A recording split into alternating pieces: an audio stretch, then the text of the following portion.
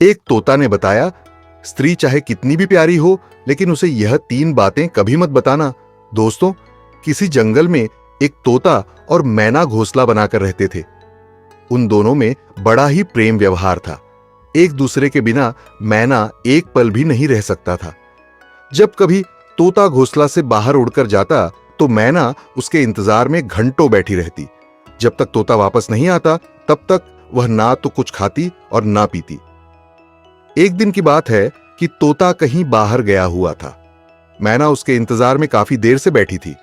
कुछ देर के बाद तोता आया और चुपचाप जाकर अपने घोंसले में लेट गया। तोता की इस तरह की हालत को देखकर मैना उसके पास गई और कहने लगी, क्या बात है, आज तुम बहुत उदास दिखाई देते हो। तोता कहने लगा, मैना बात नहीं है। लेकिन मैना जिद करने लगी कि तुम मुझसे कुछ छिपा रहे हो। बार बार जिद करने पर तोता कहने लगा, यदि तुम मुझसे कुछ पूछना ही चाहती हो तो इससे पहले मैं तुम्हें एक कहानी सुनाता हूं। उस कहानी को तुम ठीक से समझ लेना। इसके बाद तुम्हें जैसा उचित लगे वैसा करना। तोता कहानी सुनाने लगा। तोता कहने लगा कि किसी राज्य में एक राजा और रानी दोनों रहते थे। राज्य में हर तरह की सुख सुविधाएं थीं, घोड़े, दास दासियां, अनेक तरह का धन दौलत। उनके पास सब कुछ था। यदि उनके पास कुछ नहीं था तो वह थी संतान। इसी कारण से राजा और रानी दोनों बहुत ही चिंतित रहते थे। उस राजा और रानी ने अनेक तरह के धार्मिक अनुष्ठान किए, मंत्र किया, जप तप किया, अनेक तरह का पूजा पाठ किया, लेकिन कोई फायदा नहीं हुआ। राजा रानी दोनों बुढ़ापे की ओर बढ़ते गए। एक दिन की बात है कि राजा और रानी यह सोचकर बड़ी ही चिंता में व्याकुल होने लगे कि अब राज्य का क्या होगा। हमारे राज्य का कौन वारिस बनेगा? इतना बड़ा राज्य है, इसको कौन संभालेगा? कौन लेगा हमारी प्रजा की जिम्मेदारी? राजा रानी दिन रात इसी चिंता में डूबने लगे। उनको खाने पीने की भी सुध नहीं रहती थी। एक दिन सुबह की बात है कि राजा के दरबार में एक साधु आता है और दासी दौड़कर रानी के पास जाती है। रानी दासी से कहती है कि यह मेरा अंतिम दान धर्म है, इसके बाद मैं अपने हाथों से कोई दान नहीं करने वाली। रानी चावल से भरा हुआ एक कटोरा हाथ में लेकर बाहर आती है और साधु की झोली में बिछा देती है। उसके चेहरे पर छाई हुई व्याकुलता को देखकर साधु उससे पूछता है, रानी क्या हुआ? आप इतना दुखी क्यों हैं? रानी साधु को सारी बात रोते हुए बताने लगी। साधु पर रानी पर दया आ गई। कुछ पल गंभीर होने के बाद साधु कहने लगा, चिंता मत करो रानी, आपकी संतान की इच्छा पूरी हो जाएगी। आपकी कोख से एक पुत्र जन्म लेगा। मात्र वह 14 साल तक ही आप लोगों को मिलेगा। उसके आगे वह इस मृत्युलोक में नहीं रह पाएगा। इससे बढ़कर आपको कुछ देना मेरे लिए संभव नहीं है। अपनी बात पूरी करते करते उसने अपनी झोली में से हाथ डाला और थोड़े से चावल निकालकर रानी को दे दिया और कहा, आप और राजा दोनों इस चावल की खीर बनाकर दोनों खा लेना, इससे तुम्हें पुत्र की जल्दी प्राप्ति होगी। इतना कहकर वह साधु वहां से चला गया। उस साधु के जाने के बाद रानी सोचने लगी कि 14 साल तो सही है, उतने समय के लिए हमें पुत्र तो मिलेगा, यही काफी है। उतने साल तक मैं उसे जी जान से बड़ा करूंगी, उसका पालन पोषण करूंगी, उसे बहुत प्यार करूंगी, उसे दुलार करूंगी और अपनी संतान की जो हमारे मन में इतने दिनों से इच्छा मरी पड़ी हुई थी वह जीवित हो जाएगी। तोता कहने लगा कि उस रात अपना सारा राजकाज खत्म करने के बाद रानी राजा के पास पहुंची और राजा को जाकर सारी बात बता दी। साधु ने हमें चावल देकर खीर बनाकर खाने के लिए कहा है। राजा कहने लगा, इतना दान धर्म किया, तब तब किया, कोई फल नहीं मिला। अब इस खीर से हमें संतान की प्राप्ति होगी। रानी कहने लगी, जब इतना सब कुछ किया तो अब यह भी सही, इतना भी कर लेते हैं। हो सकता है इसके बाद ईश्वर हमारी इच्छाओं को पूरी कर दे। उस साधु के क्रोध को क्यों बुलावा दें? यदि उसका हम कहना नहीं मानेंगे तो वह साधु नाराज हो जाएगा। राजा को अब किसी पर विश्वास था नहीं, लेकिन पत्नी को दुख न पहुंचे इसलिए वह राजा राजी हो गया। एक दिन ऐसा होता है कि राजा और रानी दोनों स्नान करते, भगवान का नाम लेकर, अपने पूर्वजों का स्मरण करते हुए और उस संत का नाम लेते हुए उस चावल से खीर बनाते हैं और दोनों खा लेते हैं। उसके बाद चिंत होकर राजा और रानी दोनों सो जाते हैं। कुछ दिन बीत जाते हैं और साधु द्वारा कहे अनुसार रानी गर्भवती हो जाती है। उस पर राजा रानी बहुत ही खुश होते हैं और उनकी खुशी फूले नहीं समाती। राजा रानी से कहते हैं कि महारानी, सचमुच साधु महाराज की कृपा हमारे ऊपर बरस पड़ी है। जब उसका समय पूरा हुआ, 9 माह के बाद रानी ने एक बहुत ही सुंदर पुत्र को जन्म लिया। उसका चेहरा बड़ा ही तेज था, उसके मुखमंडल की चमक निराली थी। राजा ने बड़ी धूमधाम से पुत्र के नामकरण किया और सारे राज्य में कई दिनों तक भंडारा, चलवा, उत्सव मनाया गया। अब पुत्र की कुंडली देखने के लिए राज्य के सबसे बड़े विद्वान पंडित को राजा ने बुलवाया। पंडित जी ने जब उस पुत्र की कुंडली देखी तो बहुत चिंतित हो गए और कहने लगे, महाराज, जो यह पुत्र है वह सिर्फ 14 साल तक जीवित रहेगा। राजा को इस बात की भनक भी नहीं थी। रानी को भी साधु महाराज की बात याद आ गई। दोनों चुप रह जाते हैं। उसके बाद राजा और रानी बड़े लाड़ प्यार से बेटे का पालन पोषण करते हैं। उस बेटे की हर ख्वाहिश, हर जिद वे पूरी करते हैं। थोड़े समय के लिए ही सही, भगवान ने संतान की अपनी मुराद पूरी कर दी। इससे वह हमेशा इसे अपना किस्मत मानते थे। राजपुत्र दिन प्रतिदिन बड़ा होता गया। जब वह 7 साल का हो जाता है तो राजा एक अच्छे गुरु की नियुक्ति करके उसे पढ़ाई लिखाई, राज शस्त्र विद्या, घुड़सवारी आदि 12 विद्याओं का शिक्षण कराते हैं। जब वह सब शास्त्रों और विद्या में पारंगत हो जाता है और 12 साल की उम्र का वह जब बालक हो जाता है, तब एक अच्छी सी राजकन्या को देखकर उस बालक की शादी करवा दी जाती है। 2-3 साल बीत जाते हैं। बेटा जब 14 साल का हो जाता है तो एक दिन वह राजपुत्र राजा से कहता है, पिताजी, मैं अपने राज्य को घूमकर देखना चाहता हूं। आज तक मैंने इस राज्य, दरबार और महल के सिवाय कुछ नहीं देखा है। बेटे की बात सुनकर राजा बड़ा परेशान हो जाता है, क्योंकि पुत्र का 14वां साल शुरू हो चुका था और अब कोई अनहोनी होने का वक्त नजदीक आ पहुंचा था। लेकिन राजा ये सब बातें पुत्र को नहीं बता सकता था। वह अपने चेहरे की खुशी बनाए रखते हुए बेटे से कहता है, हाँ, जरूर जाओ बेटा, तुम्हें अपना सारा राज्य घूम कर देखना चाहिए। कहाँ क्या है ये सब जानना बहुत जरूरी है। कल मेरे बाद ही को इस राज्य का राजा बनना है। मात्र एक बात का ध्यान रखना, तुम जहां जा रहे हो, क्या कर रहे हो, यह बात अपनी पत्नी को कभी मत बताना। पुत्र कहता है, ठीक है पिताजी, आपने जो भी कहा है मैं वैसा ही करूंगा। एक दिन ऐसा होता है कि राजपुत्र दिन भर अपनी पत्नी के साथ मौज मस्ती करता, खुशियां मनाता है और रात को ठीक 12 बजे बिस्तर से उठकर बाहर चला जाता है। फिर सुबह होने से पहले वह वापस अपने महल में आकर सो जाता है। ऐसे बहुत दिनों तक चलता रहा। अब पुत्र का 14वां साल खत्म होने में कुछ ही दिन शेष रह गए थे। एक दिन की बात है कि उसकी पत्नी छोटी रानी रात में जाग जाती है। रानी देखती है कि बिस्तर पर जो वह राजकुमार है वह नहीं है। महल में सब जगह खोजती है पर वह कहीं नजर नहीं आता। रानी चुप रहती है। फिर सुबह होने पर वह देखती है कि उसका पति अपने बिस्तर पर सोया हुआ है। वह पति से कुछ नहीं पूछती, लेकिन दूसरी रात भी वैसा ही होता है। तीसरी रात, चौथी रात, ऐसे कई दिनों तक चलता रहता है। रानी इस तरह के व्यवहार को देखकर अपने पति के बारे में बहुत चिंतित हो जाती है, उदास हो जाती है। पति रात को कहां जाता है, क्या करता है, किससे मिलता है? उसके मन में अनेक सवाल उठते हैं, लेकिन पूछने में डर लगता है। शायद पत्नी के पूछने पर पति को गुस्सा आ जाए और वह गुस्से में आकर कुछ भी कर बैठे। सास ससुर से पूछने के बारे में सोचते ही उसकी कुल मर्यादा के बीच में आ जाती है। सोचने लगती है कि इस बात को अपने सास ससुर से क्यों पूछूं। इसी तरह मन ही मन वह कुट्टी रहती है। इस हालत में खाने पीने में कोई दिलचस्पी नहीं रह जाती है।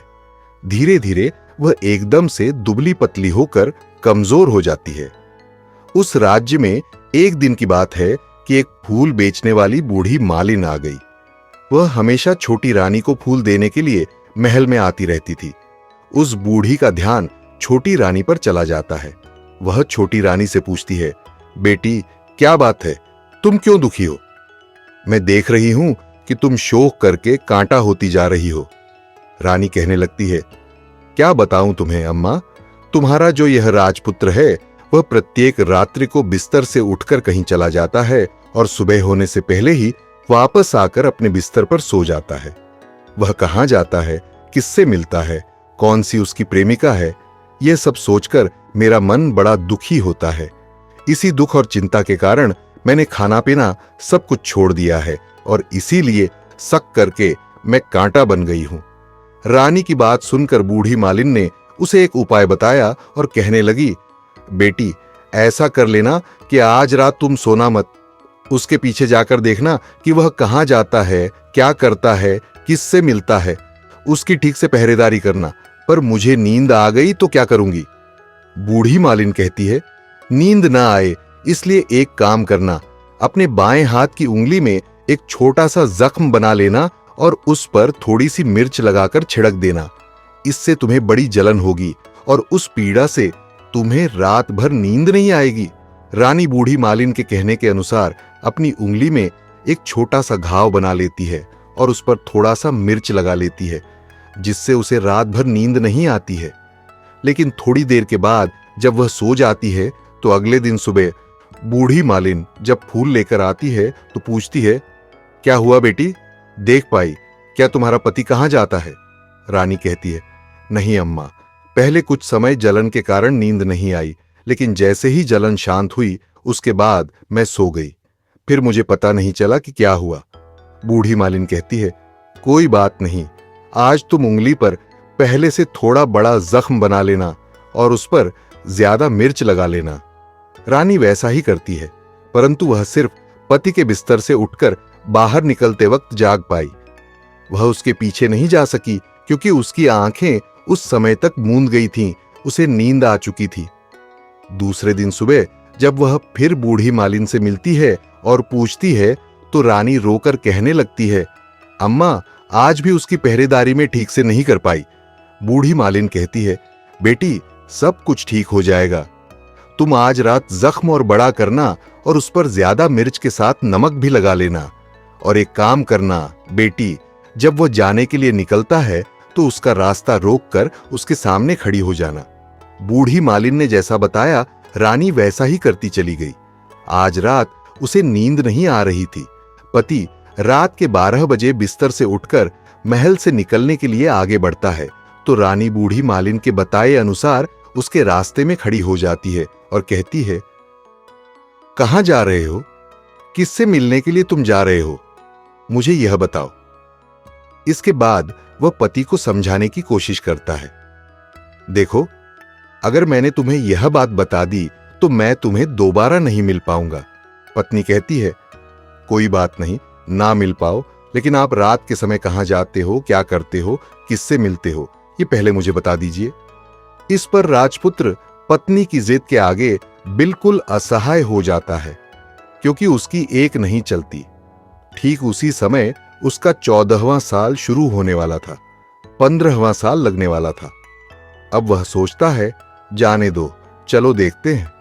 फिर वह कुछ चावल मंत्रों से सिद्ध करके अपनी पत्नी से कहता है, देखो इन चावल के दानों को दोनों हाथों में अपनी मुट्ठी में पकड़ लेना। पहले दाएं हाथ में पकड़े हुए चावल को मेरे ऊपर फेंक देना। मैं कौन हूं तुम्हें पता चल जाएगा। बाद में बाएं हाथ में पकड़े हुए चावल को मेरे ऊपर फेंकना। मैं जैसा था वैसा मिल जाऊंगा। लेकिन यदि तुम बाएं हाथ के चावल मेरे ऊपर फेंकना भूल गई तो मैं तुम्हें कभी नहीं मिल पाऊंगा, इतना याद रखना। बड़ी आत्मविश्वास के साथ कहकर वह दाएं हाथ में पकड़े चावल पति के ऊपर फेंक देता है। वह जो राजपुत्र था एकदम एक घोड़े में परिवर्तित हो जाता है। एक सफेद घोड़ा, लंबी गर्दन, बड़ी बड़ी अयाल। देखते ही वह तेजी से दौड़ने लगता है। रानी उस घोड़े को देखकर एकदम घबरा जाती है और पति ने बाएं हाथ के चावल फेंकने की जो बात कही थी वह सब रानी भूल जाती है। उसकी आंखों के सामने वह घोड़ा महल से बाहर निकलकर बाहर चला जाता है। वह घोड़ा जो महल से बाहर गया वापस नहीं आता। अब रानी को बड़ा पश्चाताप होता है। वह स्वयं को कोसने लगती है, लेकिन अब उससे कोई फायदा नहीं होने वाला था। राजपुत्र अब वापस नहीं आने वाला था। जब सुबह होती है, महाराज और महारानी को सब बात पता चल जाती है। उन्हें बहुत दुख होता है। वे बिस्तर पकड़ लेते हैं और अपने बेटे का इंतजार करने लगते हैं। सोचते हैं कि एक दिन उनका बेटा वापस आएगा। इसी तरह से दिन, 2 दिन, महीना बीत गया, 2 महीने, 3 महीने, आखिर धीरे धीरे करके 6 महीने पूरे हो गए। लेकिन राजपुत्र का अब तक किसी प्रकार का कोई पता नहीं था। प्रधान राजपुत्र को ढूंढने के लिए राज्य के गांव-गांव सिपाही भेजता है, लेकिन उसे कोई सफलता नहीं मिलती। इधर रानी अपनी जिद के कारण पति के गायब हो जाने पर ही चुप रहती है और मन ही मन अपने आप को कोसने लगती है। फिर एक दिन वह प्रण लेती है कि मूढ़ियो, कुछ भी हो जाए, मैं पति को किसी तरह ढूंढकर उसे वापस घर लेकर आऊंगी। एक दिन सुबह उठकर वह अपने सास ससुर के पास जाती है और कहती है, मैंने अपने पति के लिए जो भी पाप कर्म किए हैं, उसी के कारण मेरा पति यहां से नाराज होकर चला गया है। मैं किसी भी कीमत पर अपने पति को खोज कर लाऊंगी और मैं अपने पति की खोज में जा रही हूं। महाराज और महारानी को क्या चाहिए था? उनका पुत्र था। बेटा किसी तरह से उन्हें मिलना चाहिए था। वे बहू को जाने की आज्ञा दे देते हैं, बेटी तुम्हें जो चाहे वह करो, जहां जाना हो वहां जाओ, लेकिन हमारे बेटे को वापस लेकर आओ, भगवान तुम्हें कामयाबी दे। अब रानी क्या करती है? वही भेष बदलकर एक सेठानी बन जाती है और अपने साथ कुछ नौकर और दास लेकर, थोड़ा सा सामान लेकर राज्य की सीमा पर जाती है और वहां एक बड़ा सा भोजनालय खोल देती है। वह आने वाले सभी यात्रियों को मुफ्त में खाना खिलाने लगती है और उनसे कहती है, तुम्हें जो खाना है उसके लिए एक शर्त है, कोई अजीब चीज उसकी मालकिन यानी राजकन्या को बतानी पड़ेगी। मैंने जो यह देखा है वह मैंने तुमसे कहा है। ऐसा कहते हुए वह मुफ्त खाना खाकर चली जाती है, पर रानी को जो बात चाहिए थी वह अब तक नहीं मिल पाई थी। ऐसे ही कई दिन बीतते गए। एक दिन ऐसा होता है कि रानी के महल से फूल लेकर जाने वाली बूढ़ी मालिन के एक बेटा और बहू थे। उनका एक छोटा बेटा यानी बूढ़ी का एक पोता था। बेटा और बहू सुबह काम के लिए निकलते तो पोते की संभालने की जिम्मेदारी बूढ़ी पर रहती थी। बूढ़ी दिन भर पोते का ध्यान रखती थी। एक दिन ऐसा होता है कि बूढ़ी को पान खाने की बड़ी आदत थी।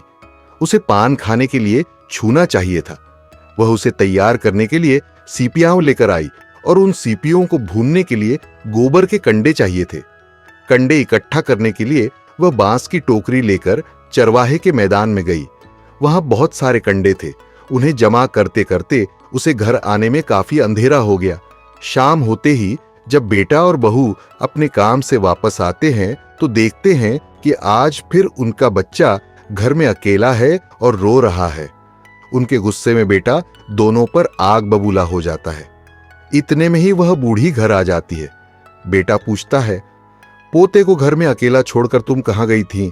बूढ़ी कहती है, गोबर के कंडे इकट्ठा करने के लिए गई थी। इस पर उसका बेटा कहने लगता है, अगर दोबारा बच्चे को अकेला छोड़कर कहीं गई तो मैं तुम्हें बहुत मारूंगा। बूढ़ी कहती है, नहीं बेटा, फिर कभी ऐसा नहीं करूंगी। लेकिन अगले ही दिन बूढ़ी वह बात भूल जाती है और फिर उसी चरवाहे के मैदान में जाकर कंडे इकट्ठा करने चल जाती है।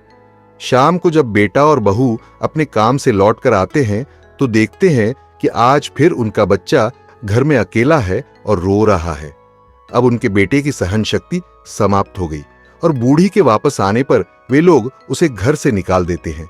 बूढ़ी रात भर घर के बाहर अंधेरे में बैठी रहती है और सुबह होते ही टोकरी लेकर कंडे इकट्ठा करने निकल जाती है। उस दिन उस पर कंडे इकट्ठा करने का मानो पागलपन सवार था।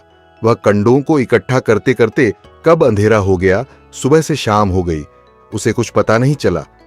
जब उसे ध्यान आया तो गांव का रास्ता ठीक तरह से दिखाई नहीं दे रहा था और वह अंधेरे में अपनी आंखें फाड़ फाड़ करके देखती रही। फिर किसी तरह आगे बढ़ने लगी।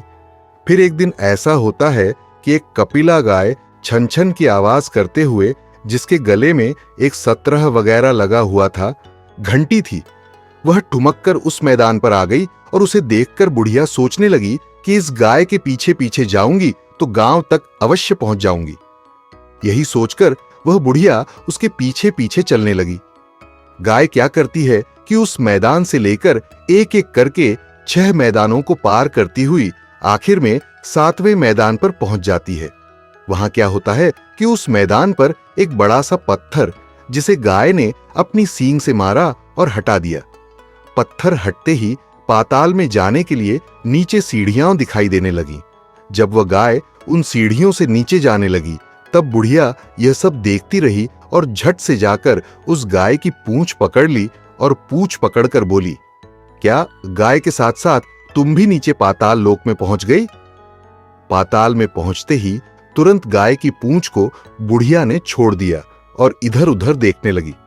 वहीं से बुढ़िया ने देखा कि पाताल में सब जगह जगमगाहट है, दिए जल रहे हैं और तेज रोशनी गाय के ऊपर पड़ती है और वहां अद्भुत अजीब तरह की घटनाएं घट रही हैं।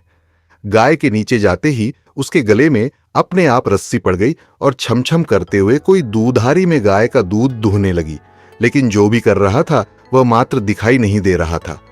बुढ़िया ये सब देखकर बहुत घबरा गई। सोचने लगी कि कहां आकर मैं फंस गई हूं। यहां वहां छिपने की जगह ढूंढने लगी, पर उसे कहीं जगह नहीं मिली। हर तरफ उजाला था। अब एक कोने में जाकर बुढ़िया खड़ी हो गई। जो कुछ सामने हो रहा था उसे वह चुपचाप देखने लगी। कुछ पल बाद वहां झट से एक सफेद घोड़ा आया। उस समय वहां 2 कुंड थे। उसमें से एक कुंड में उस घोड़े ने छलांग लगाई और ऊपर आ गया। अब राजपुत्र का रूप प्राप्त हो गया। राजपुत्र बनने के बाद उसने दूसरे कुंड में स्नान किया। वहां रखे नए नए कपड़े पहने और एक सुंदर पलंग पर आकर बैठ गया। उसके सामने अपने आप 5 पकवानों की थाली, दूध की प्याली, पान और सामने उसके एक तोता बैठा हुआ था। राजपुत्र ने खाना खाया, दूध पिया, पान सुपारी खाई और बिस्तर पर लेटने से पहले भगवान सूर्य का स्मरण करके सामने उसके रखे तोते से पूछने लगा, तोते तोते कावंकर, मेरे माता पिता क्या कर रहे हैं? तोता कहने लगा, बेटे वे अपने शोक में डूबे हुए हैं। फिर तोता कहने लगा, राज्य को कौन संभाल रहा है? तोता ने कहा, राज्य प्रधान संभालता है।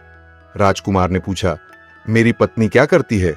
तोते ने कहा, उसने चौराहे पर आकर भोजनालय शुरू किया है और आते जाते लोगों से हर रोज नई खबर पूछती है।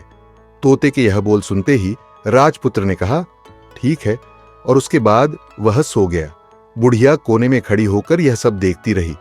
ऐसी अद्भुत घटना उसने जिंदगी में पहली बार देखी थी। उसे अंदर ही अंदर बड़ी व्याकुलता होने लगी। वह अपनी भूख प्यास सब कुछ भूलकर आगे क्या होता है यह देखने के लिए उत्सुक हो गई, पर उसके बाद और कुछ घटनाएं नहीं घटी। इसी तरह से रात बीत गई। सुबह हुई और सुबह होते ही पलंग पर सोया हुआ वह राजकुमार उठा और फिर से पहले वाले कुंड में छलांग लगाई। अब वह फिर से घोड़ा बनकर कुंड से बाहर आ गया और बाहर आते ही तेजी से उस पाताल नगरी के बाहर निकल गया। लेकिन वह कहां गया, बुढ़िया को कुछ पता नहीं चला। उसके बाद पिछली रात की तरह कोई उस गाय को छम छम करके दूध दुहने लगा। जैसे ही दूध खत्म होने लगा, उसके गले में रस्सी पड़ गई और जो रस्सी पड़ी हुई थी वह अपने आप खुल गई। गाय तेजी से ऊपर जाने वाली सीढ़ियों की ओर भागने लगी। गाय को उस तरह जाते हुए देखकर बुढ़िया सोचने लगी, अब गाय के साथ यहां से ऊपर जाना ही समझदारी है, नहीं तो कोई नई मुसीबत आकर मेरे ऊपर पड़ जाएगी। झट से बुढ़िया ने गाय की पूंछ पकड़ी और गाय के साथ बाहर आ गई। गाय जब ऊपर मैदान में पहुंची तो सुरंग का रास्ता अपने आप बंद हो गया और उसके मुंह पर रखा हुआ बड़ा सा पत्थर वहीं पहले की तरह ही रह गया। ऊपर आकर वह गाय जंगल की ओर चली गई। तभी उधर बुढ़िया एकदम बावली सी हो गई। जो कुछ भी उसने पाताल नगरी में देखा था उसे जल्दी से किसी को बताने के लिए व्याकुल होने लगी। एकदम से उसे याद आया कि नगर की सीमा पर एक औरत है जो भोजनालय चलाती है और नई बात बताने वाले को खाना फ्री में खिलाती है। यह सोचकर बुढ़िया ने सोचा, मैं क्यों ना जाकर उस औरत को बात बताऊं। यदि उसे यह बात पसंद आ गई तो बाकी जीवन खाने पीने की सारी झंझट से मुक्ति मिल जाएगी। बुढ़िया ने मन में विचार किया और तुरंत उस भोजनालय के द्वार पर टंगी हुई नगाड़े के सामने जाकर जोर से नगाड़ा बजाना शुरू कर दिया। इस तरह नगाड़ा बजते ही मालकिन यानी छोटी रानी के मन में बड़ी प्रसन्नता हुई। वह सोचने लगी कि शायद कोई बड़ी बात लेकर यहां आया है। रानी ने सिपाहियों को आदेश दिया, जाइए और जो भी कोई आया है उसकी अच्छी तरह से खातिरदारी कीजिए। आदेश पाते ही सिपाही नीचे दौड़ कर गए। तभी एक बुढ़िया नगाड़ा बजा रही थी। सिपाहियों ने उस बुढ़िया से पूछा, यह बुढ़िया क्या है, क्यों नगाड़ा बजा रही है? बुढ़िया कहने लगी, कुछ नहीं बेटा, यहां खाना मिलता है ना, इसीलिए आई हूं। खाना चाहिए मिलेगा, लेकिन मुझे तुमसे एक नई बात जाननी है, वह तुम्हें पहले बतानी पड़ेगी। बुढ़िया ने कहा, हां बताऊंगी, मालूम है मुझे इस पर। सिपाही, उसे अंदर लेकर आओ।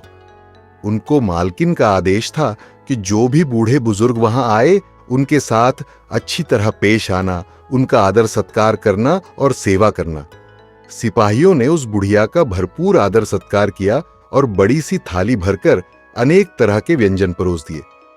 बुढ़िया कुछ दिनों से खाना नहीं खाया था, कई दिनों से भूखी थी। खाने को देख ही वह टूट पड़ी, और जब उसने खाना खा लिया तो सिपाहियों ने उसे नई साड़ी पहनने के लिए दी। उसके बाद उसे लेकर वह सब रानी के पास गए। बुढ़िया और रानी ने तुरंत एक दूसरे को पहचान लिया। बुढ़िया ने कहने लगी, बेटी तुम। रानी बोली, अम्मा तुम कुछ देर तक अनेक तरह की बातें करती रही, आखिर अब बताओ तुमने क्या नई बात देखी है? बुढ़िया बोली, नई बात? मैंने कोई नई बात नहीं देखी। नहीं है, वह तो मेरे पास तुम्हें देने के लिए पैसे नहीं थे, इसलिए मैंने झूठ कहा और नगाड़ा बजा दिया। रानी ने कहा, अम्मा घबराओ मत, मैं किसी को तुम्हारा नाम नहीं बताऊंगी। फिर भी बुढ़िया कहने लगी, मैंने क्या देखा, कब देखा? आनाकानी करने लगी। इस पर रानी ने कहा, देखो अम्मा, यदि तुमने मुझे वह नई बात बताई तो जिंदगी भर मैं तुम्हारी देखभाल करूंगी और तुम्हें रानी माता की तरह रखूंगी। बुढ़िया इस बात को सुनकर बताने के लिए तैयार हो गई। उसने उस चारागाह वाले मैदान से लेकर पाताल लोक में जो कुछ भी देखा था वह सब राजकुमारी को बता दिया। वह राजपुत्र जिसका पति है तुरंत बुढ़िया से कहने लगी, अम्मा मुझे उस जगह पर लेकर चलो। बुढ़िया ने कहा, नहीं बेटी, वह पाताल राज्य है, सांप हैं, यदि किसी ने तुम्हें देख लिया तो तुम्हारी जान खतरे में पड़ सकती है। लेकिन रानी उसकी एक भी बात नहीं सुनती और उस जगह पर ले जाने के लिए जिद करने लगी। आखिर में बुढ़िया ने रानी का कहना मान लिया और कहने लगी, ठीक है, मैं तुम्हें वहां लेकर चलती हूं, पर आज नहीं, कल शाम को ही जाना होगा। दूसरे दिन दोपहर को रानी बुढ़िया के साथ उसी मैदान पर गई और एक जगह छुपकर गाय के आने का इंतजार करने लगी। जब शाम हुआ, अंधेरा होने लगा, तो गाय हमेशा की तरह वहां आई। मैदान के उस कोने में जाकर उसने पत्थर पर सींग मारा और झट से पत्थर हटकर सुरंग जाने का रास्ता खुल गया। गाय उस रास्ते से नीचे उतरने लगी। तभी बुढ़िया रानी से कहती है, जल्दी आगे बढ़ो बिटिया, हम गाय की पूंछ पकड़कर नीचे चलेंगे। वे दोनों, बुढ़िया और रानी, गाय की पूंछ पकड़कर पाताल लोक में पहुंच गए। बुढ़िया फिर पहले की तरह कोने में छिप गई। नीचे सब कुछ पहले जैसी घटनाएं घटित हो रही थीं। गाय के गले में अपने आप रस्सी पड़ गई। कोई अदृश्य व्यक्ति आकर उस गाय को धोने लगा। एक सफेद घोड़ा आकर एक कुंड में छलांग लगाई और राजपुत्र के रूप में वह बाहर आया। राजपुत्र ने दूसरे कुंड में स्नान करने के बाद सामने रखी थाली, दूध की प्याली, पान, सुपारी आदि ले ली। राजपुत्र ने सब कुछ खाने और पान खाने के बाद सोने के लिए पलंग पर गया। सोने से पहले सूर्यदेव का नाम लेकर उसने सामने बैठे हुए तोते से फिर पूछा, तोते, तोते कावंकर, मेरे माता पिता इस समय क्या कर रहे हैं? तोते ने कुछ जवाब नहीं दिया, बल्कि उदासी छा गई। राजपुत्र को कुछ एहसास हुआ। वह संदेह में पड़ गया, उदास हो गया और जो कुछ हुआ उसे वैसे ही होने दो, ऐसा सोचकर सोने के लिए बिस्तर पर लेट गया। अब रानी का संयम छूट गया। वह दौड़कर पति के पास गई और उसके पैर पकड़ने लगी। राजपुत्र तुरंत ही पत्नी को पहचान गया, झट से पीछे हट गया और चिल्लाने लगा, नहीं नहीं, मुझे मत छूना, वरना सर्वनाश हो जाएगा। रानी दोनों हाथ जोड़कर पति से अपनी भूल की माफी मांगने लगी। राजपुत्र ने कहा, सच कहो, अब तुम फिर से घोड़ा तो नहीं बनोगी? रानी बोली, नहीं, मैं दोबारा घोड़ा नहीं बनूंगी। तुमने जो इतने सारे कष्ट उठाए हैं मुझे पाने के लिए, इसलिए सूर्यदेव ने मुझे सदा के लिए घोड़े के जन्म से मुक्त कर दिया है। राजपुत्र ने बड़े प्यार से कहा और उसे गले लगाया, उसके आंसू पोंछे। फिर वह जो वहां पर तोता बैठा हुआ था, उसने कहा, हे राजकुमार और राजकुमारी, जाने से पहले मेरी 3 बातें याद रखना। तोता राजकुमार से कहने लगा, पत्नी चाहे कितनी भी प्यारी हो, आप उसे कितना भी मानते हो, लेकिन ये 3 बातें उसको कभी नहीं बताना चाहिए। पहली बात, ऐसी बात जिसे बताने से आपके ऊपर और आपके परिवार पर संकट आने वाला हो, वह पत्नी को कभी न बताए। दूसरी बात, ऐसी बातें जिन्हें आप गुप्त रखना चाहते हैं, किसी के साथ शेयर न करें।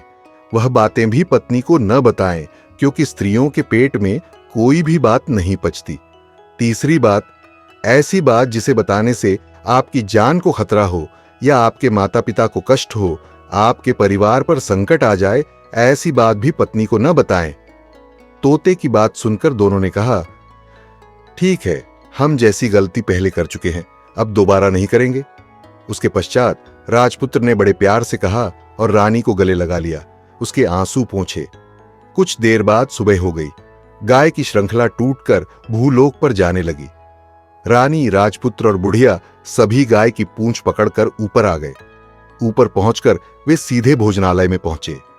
वहां का सारा सामान लोगों में बांट दिया गया और ताला लगाकर अपने राज्य को वापस चला गया। अपने राज्य के पुत्र को वापस आते देख जो प्रधान था, वह घबरा गया। राजपुत्र ने उसे बंदी बनाकर कैद खाने में डाल दिया और राज्य की बागडोर अपने हाथों में ले ली। इसके बाद अपने माता पिता से मिलने के लिए वह राजकुमार राजकुमारी के साथ महल गया। राजपुत्र ने देखा कि उसके माता पिता शोक में डूबकर कांटे बदन हो गए हैं। उनकी आंखों से टपकते आंसू देखकर दोनों ने पुत्र को गले लगाया, उसे प्यार से सहलाया। इतना होने के बाद उनके स्वास्थ्य में सुधार आया। वे अब बिस्तर से उठकर बैठने लगे और पुत्र को आशीर्वाद देने लगे। राजपुत्र के पुत्र के आने की खबर तुरंत सारे राज्य में फैल गई। प्रजा इस तरह की बात सुनकर फूली फूली रही। सारी प्रजा राजमहल में इकट्ठी हो गई। राजपुत्र ने उन्हें दर्शन दिए और वचन दिया कि आज से किसी भी प्रकार का कोई दुख नहीं पहुंचेगा। वह अपने राज्य के सिंहासन पर बैठ गया और एक अच्छा राजा बनकर अपने राज्य को अच्छी तरह चलाने लगा। अपनी पत्नी और माता पिता के साथ सुख शांति से जीवन बिताने लगा और उस बुढ़िया को भी अपने पास रख लिया। दोस्तों, ये कहानी आपको कैसी लगी? एक प्यारा सा कमेंट करके जरूर बताना। और यदि वीडियो आपको पसंद आया है तो वीडियो को लाइक करके चैनल को सब्सक्राइब करने की भी कृपा कर देना।